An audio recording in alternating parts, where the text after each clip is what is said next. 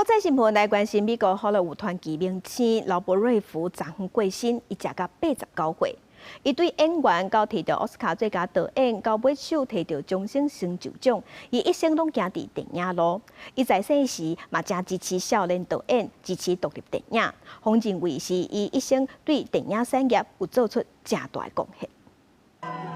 好莱坞传奇明星劳勃瑞福昨日伫美国犹他州的厝内过身，享受89岁。伊的公关博格发声明讲，劳勃瑞福是伫困梦中过身，伊的家人拢陪伫边啊。 Oh, that's a good way to go, I guess. But I'll tell you, Robert Redford was great. We lost a legend today. 甲伊共体女明星甄芳达也表示哀悼。伊讲劳勃瑞福是一位无论内心或者是外在拢正美好的人，也有真侪影星哀悼。甲伊伫管理非洲合作的美丽史翠普讲，真正幸灾过身。犹他州伯克市的民众也有游客听到消息，拢来日本影店主要场地之一的埃及剧院翕相纪念。劳勃瑞福少年时阵正缘投，1969年演的《福宝小霸王》外形变做飘飘王子。1973年的电影《刺激》展现伊的演投开。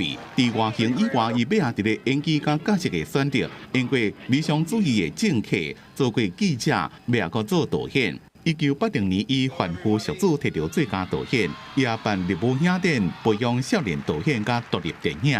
Contribution we've made has increased the legitimacy for independent film and has pushed the envelope and given more opportunities to the filmmakers.